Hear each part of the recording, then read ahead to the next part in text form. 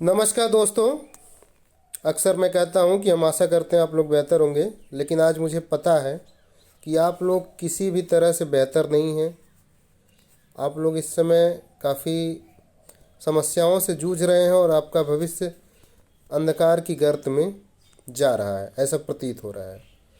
तो मित्रों, इस वीडियो को हम लोग शुरू करेंगे, लेकिन उसके पहले हम लोग भारत के संविधान की उद्देशिका को पढ़ेंगे। क्या है? हम भारत के लोग भारत को एक संपूर्ण प्रभुत्व संपन्न समाजवादी पथ निरपेक्ष लोकतंत्रात्मक गणराज्य बनाने के लिए तथा समस्त नागरिकों में हम छात्र भी आते हैं, सामाजिक आर्थिक राजनीतिक न्याय विचार अभिव्यक्ति विश्वास धर्म और उपासना की स्वतंत्रता प्रतिष्ठा और अवसर की समता प्राप्त कराने के लिए तथा उन सब में व्यक्ति की गरिमा और राष्ट्र की एकता और अखंडता सुनिश्चित करने वाली बंधुता बढ़ाने के लिए दृढ़ संकल्प होकर अपनी इस संविधान सभा में आज दिनांक 26 नवंबर 1949 ईस्वी मिति मार्ग शीर्ष शुक्ल संतमी संवत 2006 विक्रमी को एतद् द्वारा इस संविधान को अंगीकृत अधिनियमित और आत्मर्पित करते हैं। तो मित्रों, ये हमारे देश के संविधान की प्रस्तावना है। इसमें हम नागरिकों को यह भरोसा दिलाया गया है कि आपको हर तरह से न्याय मिलेगा, आपको अभिव्यक्ति की स्वतंत्रता मिलेगी, आपके अधिकारों को पूरा किया जाएगा। अगर आपके अधिकार ऐसा आपको लग रहा है कि नहीं मिल रहे हैं, तो आपको जो है ये स्वतंत्रता भी दी जाएगी कि आप उन अधिकारों की मांग कर सकें। तो मित्रों, ये संविधान की प्रस्तावना है और भारत के नागरिकों के अंदर संविधान के प्रति एक बहुत बड़ी आस्था है और लोग जो है संविधान सम्मत कार्य ही करते हैं, उसी के बताए गए रास्तों के अनुसार ही अपनी मांगों को सरकार के समक्ष रखने का प्रयास करते हैं। तो मित्रों, हाल ही में जो है आरआरबी एनटीपीसी का जो है रिजल्ट आता है और रिजल्ट में देखा जाता है कि बहुत सारी खामियां होती हैं। इसके पहले भी तमाम बार एनटीपीसी की परीक्षा हुई है, लेकिन उसमें होता क्या था कि टीयर 1 में जो है सीबीटी 1 में एक कट ऑफ डिसाइड कर दी जाती थी, फिर मेंस होता था, मेंस के हिसाब से पोस्ट वाइज जो है बच्चों को क्वालिफाई कराया जाता था। यहाँ पे रिजल्ट में कुछ खामियां थीं, जिसके विरोध में छात्रों के द्वारा रिजल्ट को रिवाइज करने की मांग की गई और उसी समय सरकार के द्वारा बिना कोई आश्वासन दिए एक नोटिस जारी कर दी जाती है कि जो रेलवे ग्रुप डी की भर्ती है उसमें सीबीटी 2 भी आयोजित किया जाएगा। ग्रुप डी की परीक्षा के लिए आप प्री दीजिए, मेंस दीजिए। अभी तो रिजल्ट में खामी थी, उस खामी को दूर करने के बजाय सरकार ने ग्रुप डी से संबंधित ये जो नोटिस दे दिया, यह छात्रों को काफ़ी नागवार लगा। उन्हें ऐसा लगा कि सरकार की मंशा ही ऐसी है कि सारी चीज़ों को जितना हो सके अधिक से अधिक लेट किया जाए। 2019 की वैकेंसी यह आई थी और अभी तक इसकी परीक्षा नहीं हो पाई है। इसके पहले ग्रुप डी और अन्य भर्तियां 2014 में ही आई थी जब चुनाव था। फिर जब 2019 का चुनाव आया उस समय नोटिफिकेशन लाया गया, लेकिन अभी तक ये परीक्षाएं पूरी नहीं हुई हैं। तो काफ़ी लंबे समय से तैयारी करने वाले छात्रों के अंदर जो है असंतोष व्याप्त हो रहा था। उन्हें अपने भविष्य की चिंता दिन ब दिन खाए जा रही थी। सरकार के द्वारा लिए गए फैसले से छात्र काफ़ी असंतुष्ट थे। उन्होंने अपनी नाराज़गी जाहिर की तथा सरकार से मांग किए कि इस रिजल्ट को रिवाइज किया जाए तथा रेलवे ग्रुप डी में सीबीटी 2 जो है न लाया जाए, क्योंकि नोटिफिकेशन में कहीं पे भी यह जिक्र नहीं किया गया था कि इसमें सीबीटी 2 भी लिया जाएगा। इसके लिए छात्रों ने लगभग बहुत बड़ी मात्रा पे यहाँ आप देख सकते हैं कि छात्रों ने ट्विटर पे, विभिन्न सोशल मीडिया पे, फेसबुक पे अपनी आपत्ति दर्ज कराई तथा अपनी मांगों को सरकार के समक्ष रखा। लेकिन सरकार पूरी तरह से अपनी कान बंद किए हुए है, छात्रों की मांगों पे ध्यान देना जरूरी नहीं समझा। फिर धीरे धीरे क्या हुआ, छात्र अपनी मांगों के लिए एक जगह एकत्रित होने लगे और उनकी मांगों को दबाने के लिए सरकार के द्वारा बहुत ही कायराना हरकत की गई। छात्रों के ऊपर लाठीचार्ज कराई गई। इस तरीके से उन्हें पीटा गया जैसे वह इस देश के नागरिक ना हों।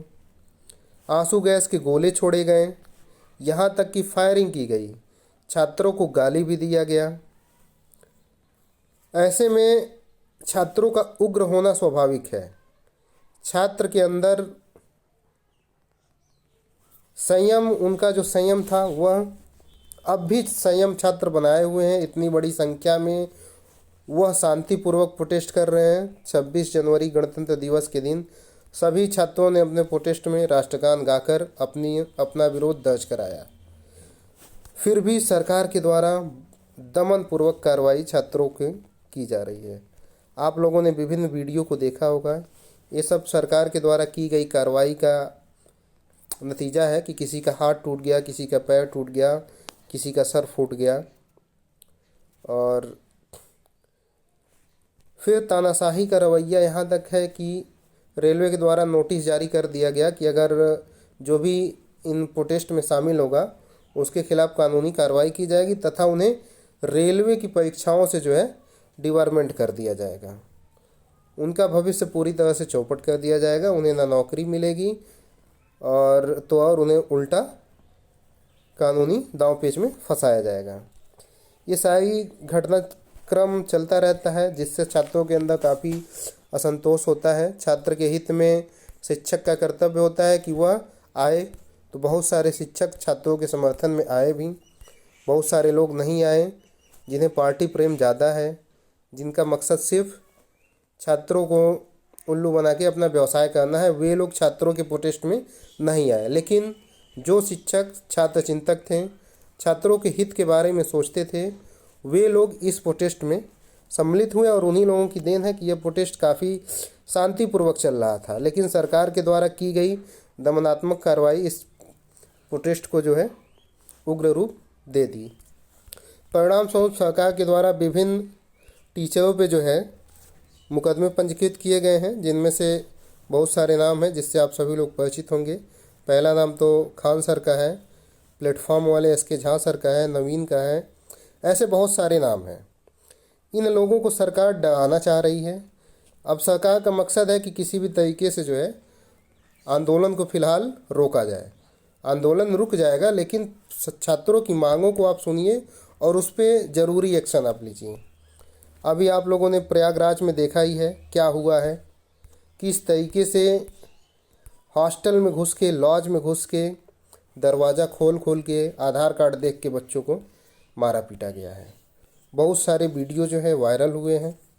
वीडियो को भी लास्ट में इसमें मैं लगा दूंगा, आप खुद देख लीजिए। आपको लगेगा कि आखिर ये देश के नागरिक नहीं है तो हैं कौन, जिनके साथ इस तरह की कार्रवाई सरकार के द्वारा की जा रही है। छात्रों को दौड़ा दौड़ा कर पीटा गया, बंदूक के कुंदे से तोड़े कमरे के ताले, कमरों से निकाल निकाल के मारा गया। जो छात्र आंदोलन में सम्मिलित नहीं थे उनको भी मारा गया। और छात्र आंदोलन में सम्मिलित अगर हो रहा है तो कोई गलत काम तो कर नहीं रहा है। छात्र अपनी मांग ही रख रहा है, वाजिब मांग रख रहा है। जब जब छात्रों ने जो है अपनी मांग को रखा है, ये सब कुछ पुरानी तस्वीरें हैं, सरकार के द्वारा लाठीचार्ज करवाया गया है। चाहे वो किसी भी भर्ती में उपजी अनियमितता को लेके छात्रों के द्वारा मांग की गई हो, सभी जगह दमनात्मक कार्रवाई की गई। छात्रों की वाजिब मांगों को भी अनसुना कर दिया गया, जिससे छात्रों के अंदर बहुत ही असंतोष है। और यह एक समय था जो सत्तारूढ़ पार्टी वायलेंस प्रोटेस्ट का उनका माध्यम था, वायलेंस प्रोटेस्ट करते थे। वे लोग जो है भारत बंद का आह्वान कर देते थे और रेल रोको, चक्का जाम करो आदि के नारों के साथ रेल को रोक देते थे। तो ये छात्र भी तो आप ही से इंस्पायर हैं। आप ही के नक्शे कदमों पे चल के अपनी मांगों को सत्ता पक्ष के पास पहुंचाने का कार्य कर रहे हैं छात्र। तो आप लोगों के ऊपर दमनात्मक कार्रवाई नहीं हुई तो इन छात्रों के ऊपर इस तरह की कायराना और अमानवीय कार्रवाई क्यों? यह बहुत बड़ा प्रश्न है। विभिन्न विचारक, चिंतक और सामाजिक कार्यकर्ता, नेता और विभिन्न प्रशासनिक अधिकारियों के द्वारा वो वीडियो देखा गया होगा कि किस तरीके से पुलिस के द्वारा मारा गया है बच्चों को। और निश्चित रूप से उन लोगों को भी बच्चों के समर्थन में आना चाहिए। बच्चे कोई गलत डिमांड तो कर नहीं रहे हैं। धीरे धीरे रोज़गार को एकदम से जो है कम से कम कर दिया जा रहा है। सरकारी नौकरियां आ ही नहीं रही हैं। ऐसे में बच्चे क्या करें जो 5 साल 6 साल से तैयारी कर रहे हैं। नोटिफिकेशन निकलने का और परीक्षा कराने का, फाइनल रिजल्ट देने का कोई सही मैप ही नहीं है। कब आएगा, कितने दिनों में वैकेंसी फाइनल हो जाएगी। एक समय था एसएससी की वैकेंसियां हर साल आती थीं। अब भर्तियां अभी 2018 एसएससी सीजीएल की ज्वाइनिंग नहीं हो पाई पूर्ण रूप से। तो इन सब से बच्चों के अंदर तो असंतोष व्याप्त होगा ही। अगर आप सत्ता पक्ष में हैं और आप अगर जनहित राष्ट्रवादी सरकार के पोषक हैं तो इन छात्रों को आप जो है इग्नोर मत करिए। इनकी मांगों को, वो भी जायज़ मांगों को पूरा करने का आप प्रयास करिए। नहीं तो ये छात्र ही, आप खुद कहते हैं कि छात्र युवाओं के दम पे ही जो है राजनीति होती है, तो ये छात्र ही हैं। सत्ता दे सकते हैं तो सत्ता छीन भी सकते हैं। छात्रों को जो है इग्नोर ना करिए। चुनाव की बागडोर छात्रों के हाथ में, 23 लाख युवा। तो आप इसे तो दिखा रहे हैं कि हाँ ये बागडोर जो है युवाओं के हाथ में है, लेकिन युवाओं का भविष्य भी तो आपके हाथों में है। तो कम से कम उन पे अच्छे से विचार करिए और ये दमनात्मक कार्रवाई को बंद करिए। आपके द्वारा जो है विभिन्न प्रकार से जो है नोटिस जारी किया जा रहा है कि कोई भी छात्रों के समर्थन में बोलता है तो उसके ऊपर जो है खोज के विभिन्न प्रकार की कार्रवाई की जा रही है। ये भी कहीं से भी सही नहीं है। इस लोकतंत्रात्मक गणराज्य में जो है लोगों को अपनी मांग रखने का हक है और सभी लोगों का प्रयास है कि अपनी वाजिब मांगों को सरकार के समक्ष संवैधानिक तरीके से रखा जाए। तो आप लोग भी उस पर विचार करिए, एजेंडे में युवाओं को लेके चलिए। असंतोष तो बहुत सारा व्याप्त है, सबके अंदर व्याप्त है, कहने को बहुत कुछ है। इन सब बातों के साथ मैं अपने वाणी को विराम दे रहा हूँ, लेकिन हमारा समर्थन हमेशा छात्रों के साथ है और छात्रों के ऊपर पुलिस कार्रवाई अब दोबारा बर्दाश्त नहीं होगी। धन्यवाद दोस्तों।